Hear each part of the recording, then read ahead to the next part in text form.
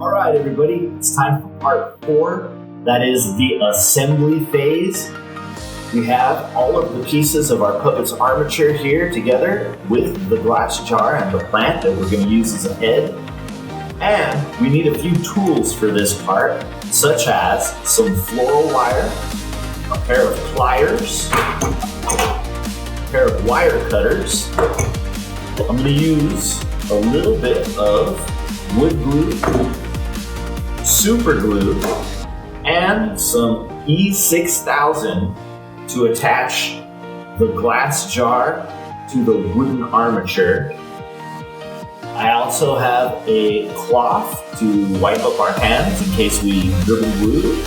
And the last things we're going to use a roll of duct tape and a roll of masking tape. Once we have all of our tools collected, then it's time to go ahead and put our puppet together. Let's do it.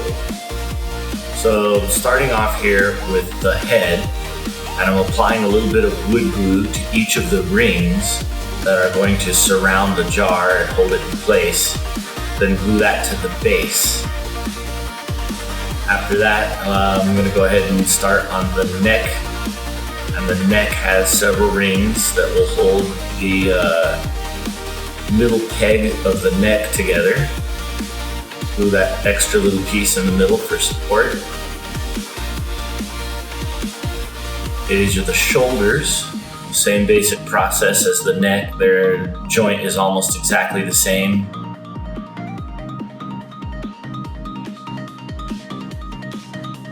It's about 6 different pieces that are assembled to make a shoulder joint. And the hip joints are identical to the shoulder joints.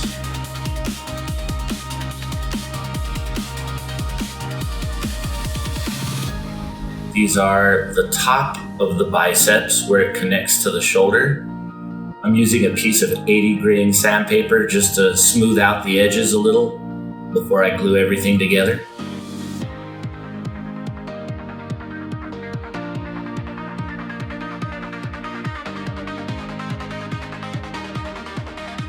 These are the bottoms of the biceps where it will hinge to the elbow. And this is the wrist and forearm, which are some of the smallest pieces on the armature.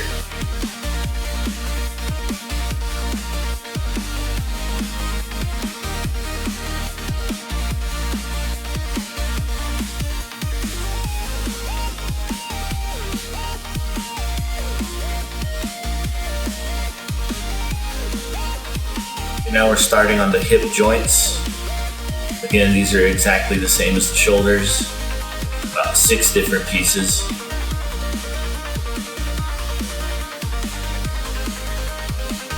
This is the top of the thigh as it connects to the hip.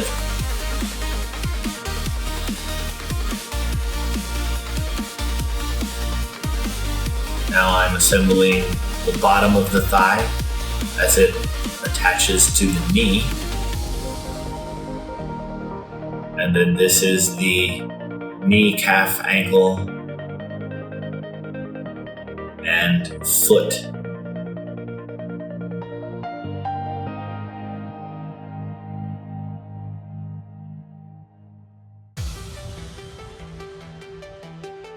So the inside pieces that are going to go in the shoulders, the hips, those are sanded down. I'm using a Dremel here just to make sure that everything swivels freely before I glue it.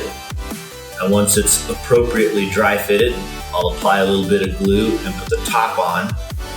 That would be the 6th piece of these shoulders and hips. As they're gluing, I like to periodically rotate them to make sure that the glue doesn't smear onto the inner rotating piece and make it adhere permanently.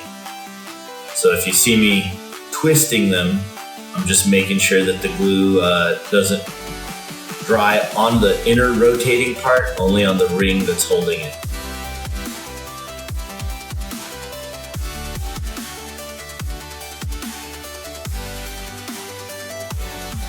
Moving on, we're going to do the same process to the wrists. These are the trickiest because they are, as I mentioned, the smallest pieces.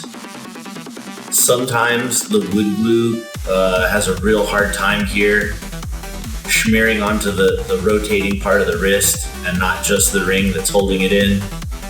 So I like to use the super glue and put down a little tack so that it adheres and lets the wood glue dry properly.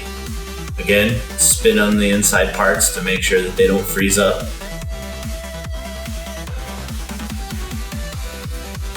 Once that's dried, I'm moving over to the cardboard and starting to assemble all of the shoulders to the torso, putting the foam inside, attaching the hips to the bottom, taping it together with duct tape, and then using all of the cardboard pieces, which are scored by the Glowforge, to roll up into the skin, if you will, that connects all of the arm and leg joints, as you will see here momentarily. Once all of the arms and legs are fully assembled and the glue has dried, I'll cut 8 pieces of floral wire that are between 3/4 of an inch and an inch long. Then I bend those and feed them through the rotating joints for the hips, and that'll connect to the thigh. And then just pinch it in place with the pliers, and that'll hold it on. Same thing for the shoulders. Attach that to the top of the bicep there.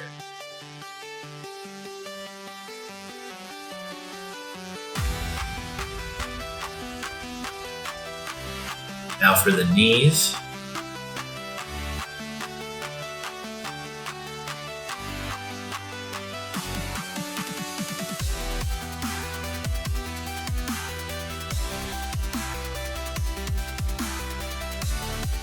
Now for the forearms or the elbows.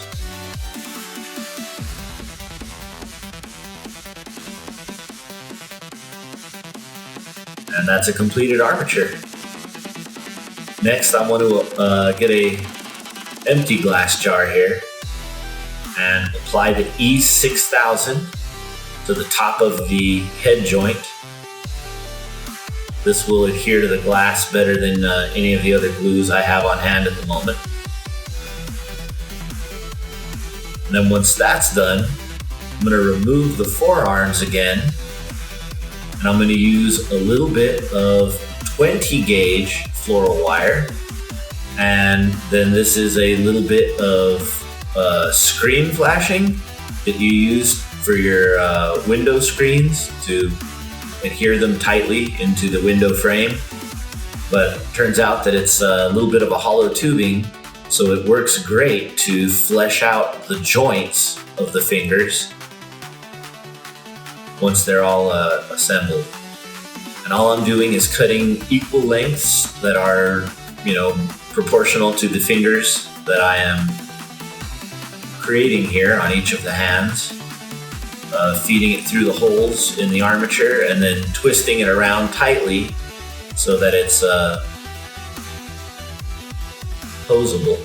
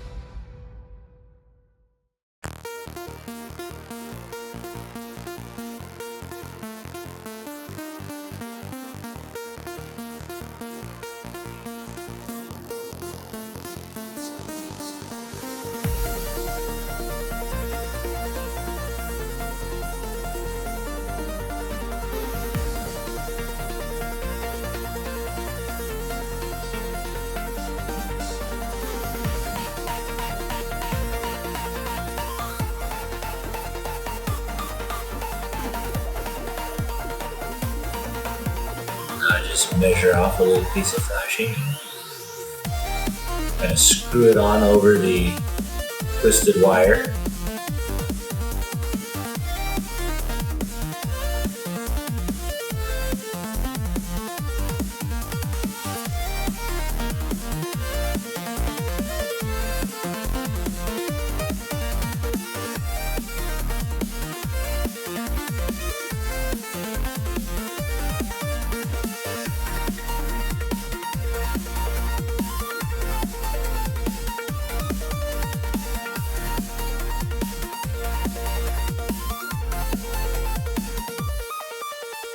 And then just reinsert them.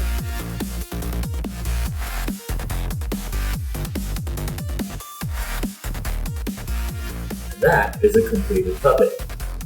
So he's posable.